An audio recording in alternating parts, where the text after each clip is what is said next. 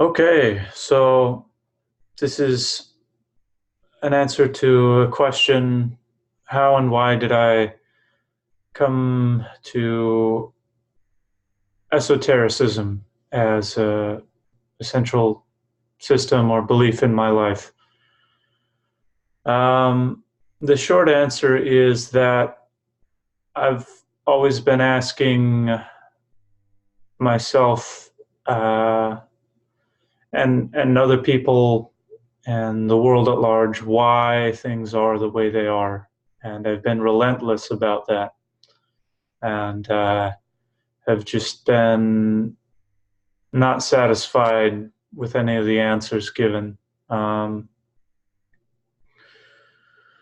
that's the short answer. I've spent a long time doing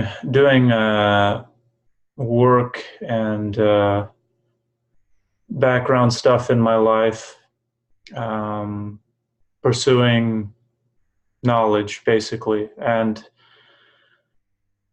nobody's paying me for it. There's no financial reward. Nobody really looks at me and goes, "Oh, that guy's so smart. He knows so much," because of. I mean, the point is, I'm not doing it for recognition. Really, I'm doing it. Mm, I want. I want to know the answers to the big questions. I guess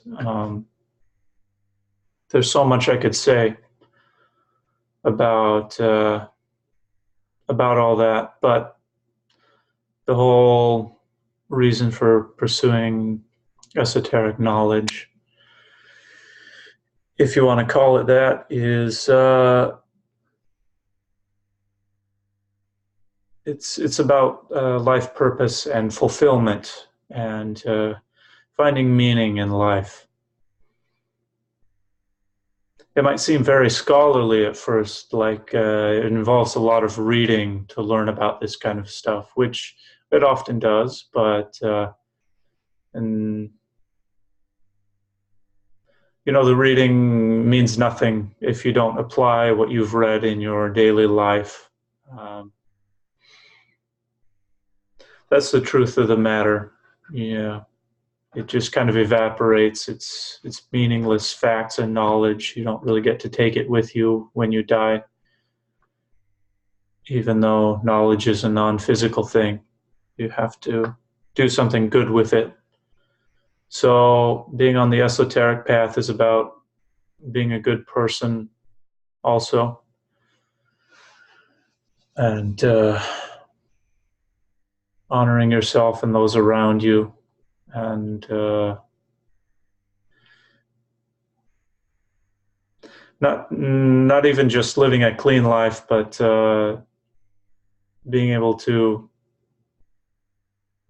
integrate even later on some of the more dark themes that come with a journey of life. So I can definitely say that being on this path is really integral. It's really integrative. Those are good words to describe it.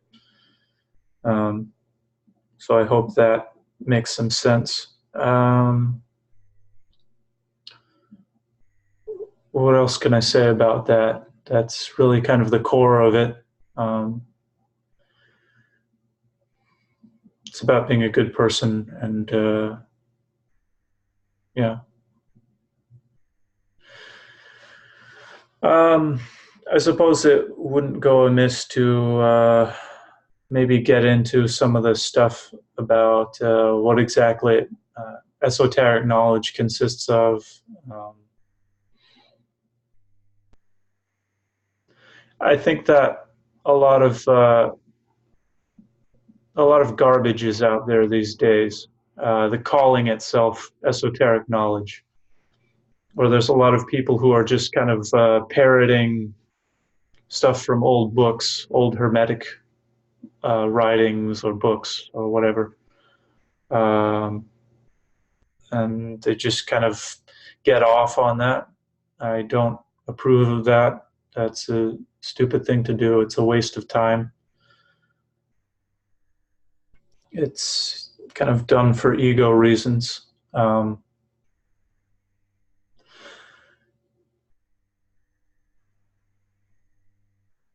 Again, being on this sort of path is about having integrity and working on yourself and incorporating knowledge into your life in meaningful ways. It wasn't necessarily obvious, I suppose, that I would be doing this early on in my childhood. I mean, it's kind of silly. We expect kids these days, especially in the United States, to know what they want to do with their lives from an early age. That's just a totally wrong-headed approach. It doesn't produce good results for anybody.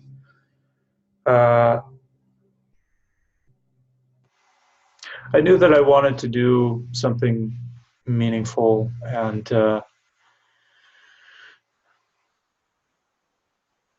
in later years, especially around teenage years, came to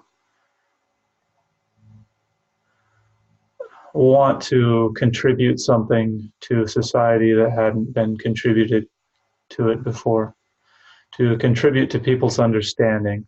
Um,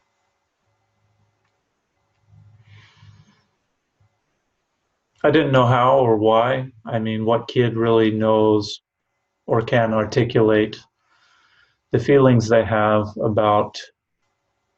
uh, about the world at large or society or whatever. I just knew that this this was something I wanted to devote a lot of time to, and I wasn't gonna let anything get in the way of that. Um, I knew that for sure when I was a kid. I had strong misgivings about going to university or college or resigning myself to live an ordinary life, um, whatever that means. And it's something I've held to. It's a theme I've developed, again, not just for its own sake, not just to stick out from the crowd or contribute to my ego, but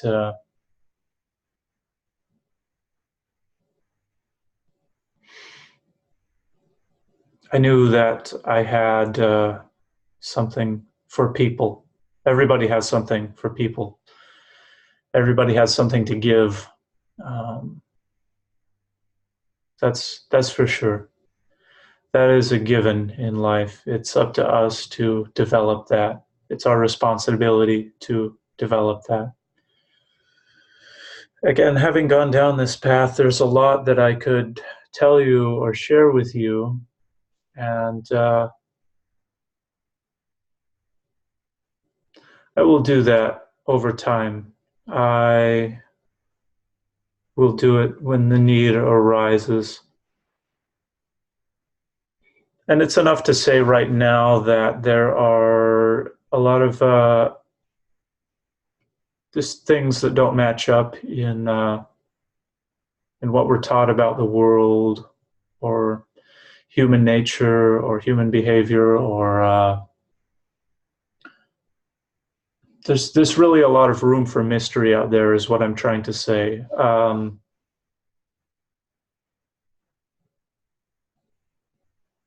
I notice there's a great flaw of arrogance in the world these days. People strongly believe in a materialistic version of science. Often they scorn other points of view. And it shows up in their life as deficiencies, some moral deficiencies, I would say. Failure to act in a humane way on a larger scale. I can talk more about this, but just to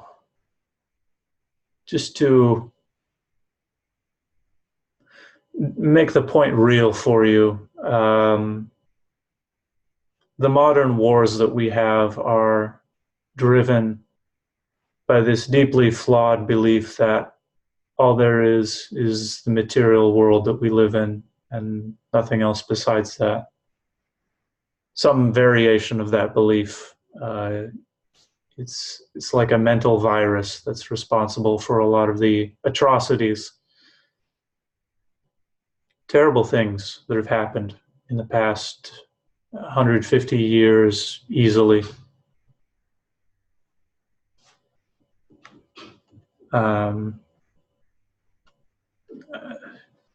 I mean, nuclear warheads, Hiroshima, Nagasaki, nuclear testing even, period. It's an ecological disaster, and people just got it into their heads, scientifically minded people, materialistic people, that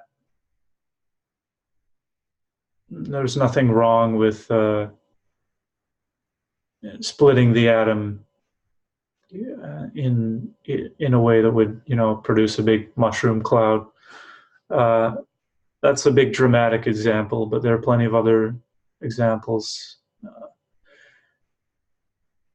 Horrible things that occurred in Vietnam when there was the war going on there with the United States.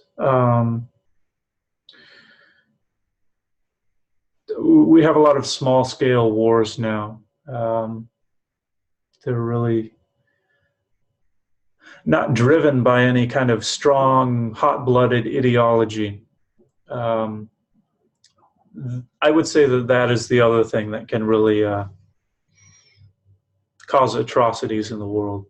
You can be too cold and materialistic, or too hot-blooded and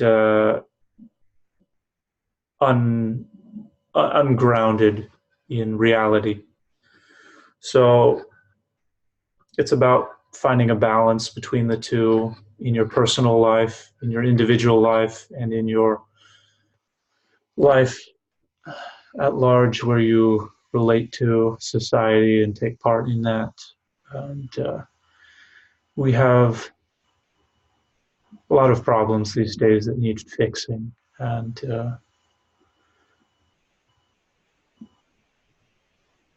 I take pride in working on myself and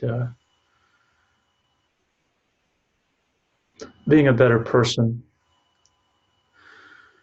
Society is made of people, and you can't ignore the spiritual component of people. It's not natural to do so. Science, as we know it, I feel that it shoots its mouth off a great deal about what nature is, or what human nature supposedly is.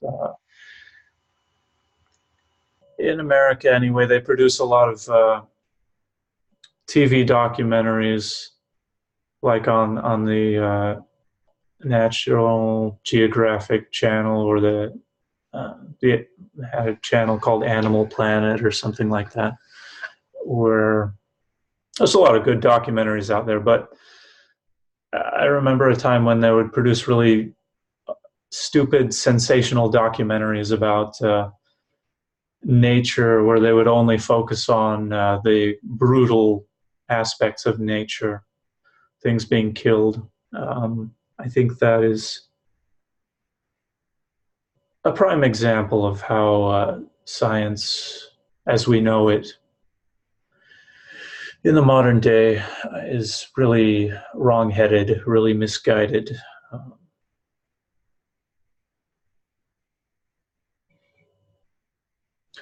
just going to be very blunt and say that I don't believe that violence or sexual misdeeds or atrocities or things like that are really a natural part of the human blueprint or human nature. Um, One might get some criticism for saying something like that, but I believe that to be true. Really, I do. There's nothing in the human template specifically about atrocities or doing awful things, but we certainly have the freedom to do those things, just as we have the freedom to be hot-headed or cold-blooded, you might say. We have the freedom to choose our viewpoint. Our viewpoint matters a lot. That really is a strong focus of esotericism. Strong focus is your viewpoint and your operating beliefs, you could say.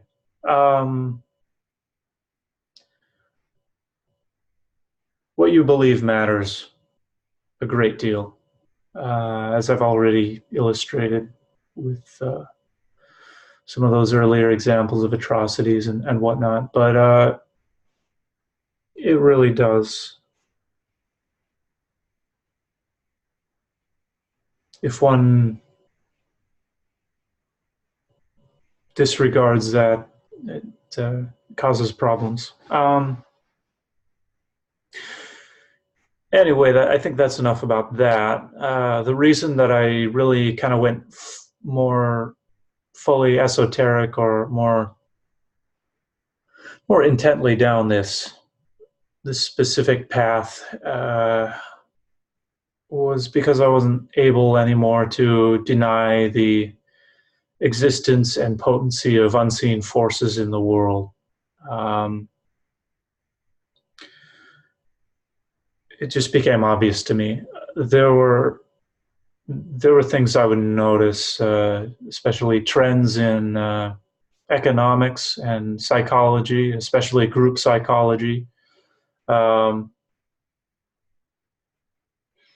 Economics is pretty materialistic as far as sciences go, and yet money isn't really all that physical of a thing. It's kind of a concept. It's like arcade tokens. It just represents opportunity, I guess, to do certain things.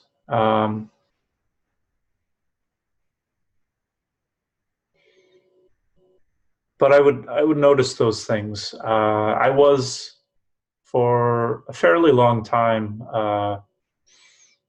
not sure about my bearings. I was lost, as anyone would be, without an appropriate understanding of the world, especially a spiritual understanding of the world. But I spent a long time contemplating the conventional knowledge of the world, which has a strong bias against spiritual phenomena and their validity. It's something I'd be happy to talk about in more detail later as well, if there's interest. But yeah, I really wasn't able to deny that there are greater forces in the world that direct human behavior on a mass level than what can be accounted for by the usual academic means of reckoning. So that was a big thing. I'm trying to think of specific examples where that was the case. What I can tell you for sure is that people go around in their lives not really knowing even on a personal or individual level, why it is they do what they do. And that is a terrible, terrible thing. That is a great mystery to contemplate, to say the least. It's something that needs work and improvement. We all need to improve ourselves in that regard. I'm no exception, I suppose. There'd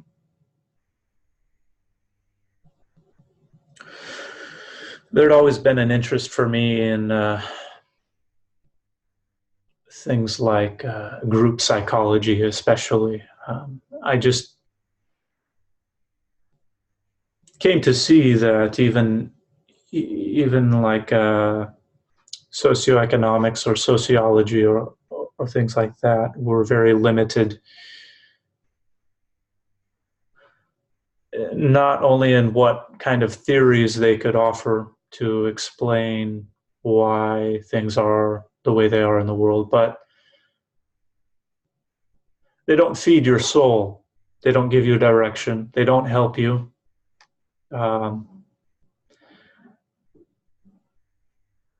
This is like the emperor has no clothes. Maybe you remember. That's kind of like a kid's story or a kid's fable. Yeah, that's the phrase I would use. I would say that it was obvious to me that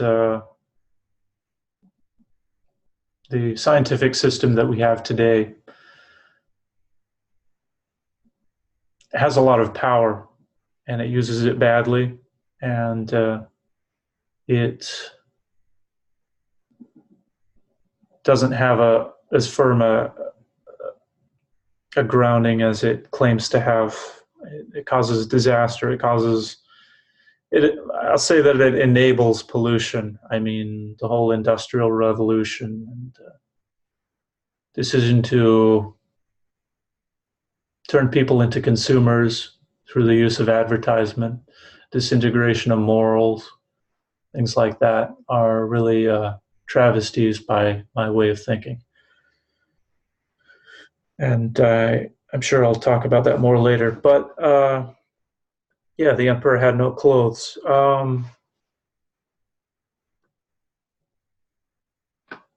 This whole experiment, as it were, with living our lives according to scientific, materialistic virtues or pseudo virtues has been a disaster. It's only been going on really since, at the earliest, just say the 1600s or the 1700s.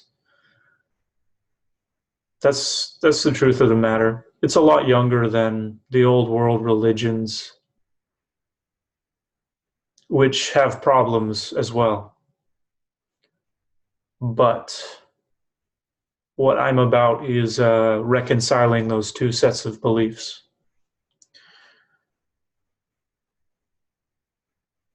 To that end, I think it's important to study certain things and study both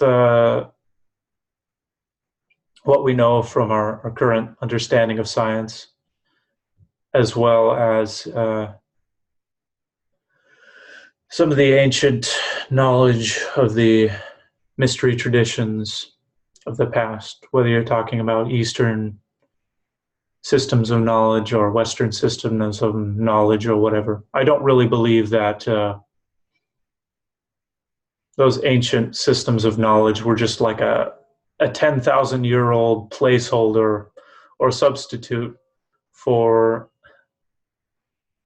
this junky little system of scientific materialism that we seem to be so enamored with today.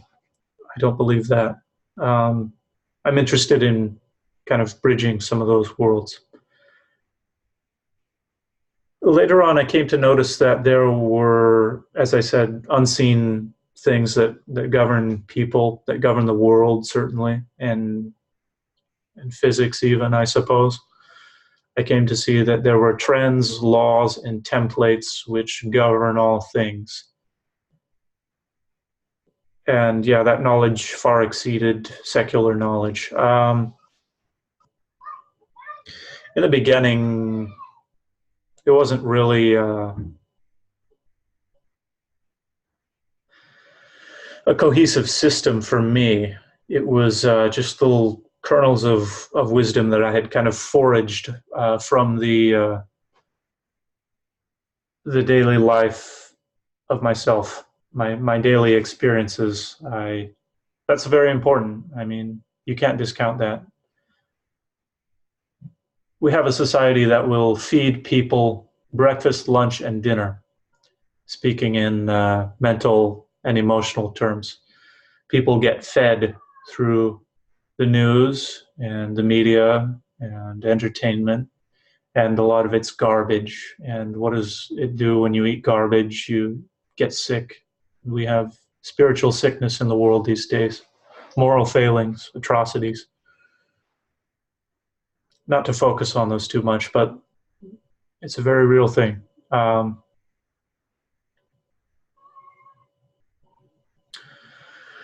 Later on, I was able to meet some other people who were interested in these kinds of things. One of the bigger turning points for me that was able to consolidate many of my experiences of the past now 7 or 8 years, I would say, was that I just decided to bite the bullet and talk to a psychic. I'd been a curious individual in many different fields. I studied many different things through the internet and seen a lot of different things. Not being too enamored with one set of beliefs or another. That's important. But I decided there was one particular intuitive worker or psychic who I really kind of admired his viewpoints, and that he wasn't too engaged in any kind of nonsense. He was very real and sincere person, and I appreciate that in anybody. But I've had a fascination with all kinds of phenomena, whether scientific or spiritual, and I wanted to see what was there in this particular field. So I had a session with him and asked him some things about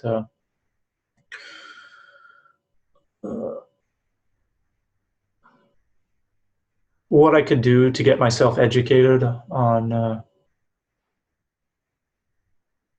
psychic matters, especially spiritual matters also. What could I do to develop myself, develop those faculties in myself?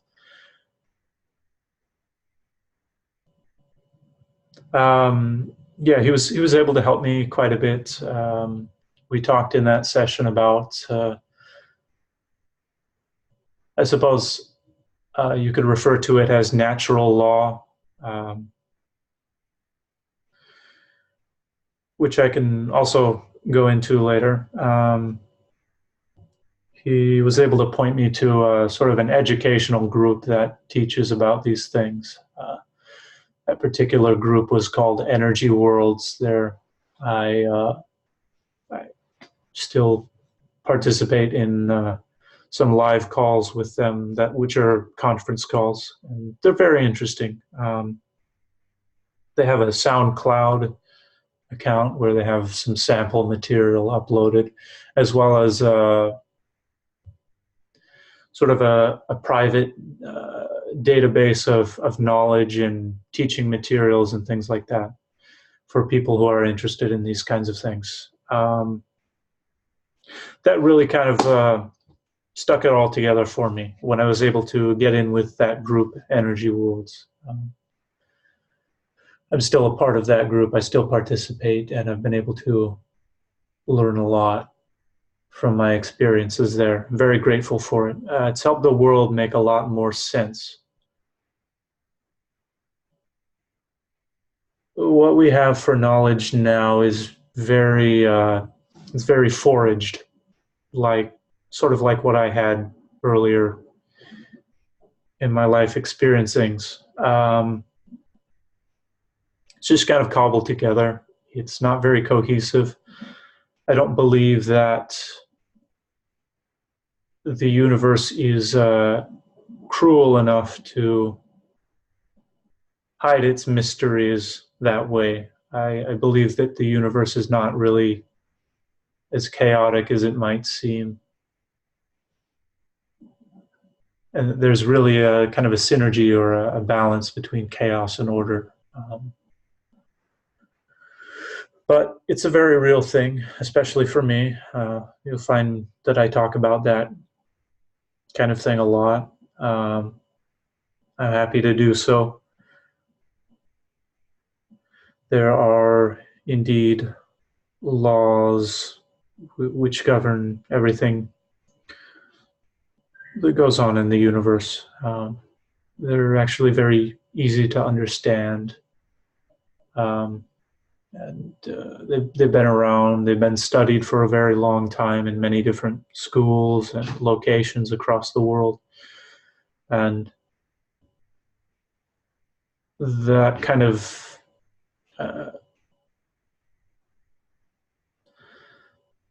secret or treasured knowledge has not gone away. It's just that people tend not to look for it. People fool themselves about the nature of the universe as much as the universe is mysterious and sometimes difficult to understand.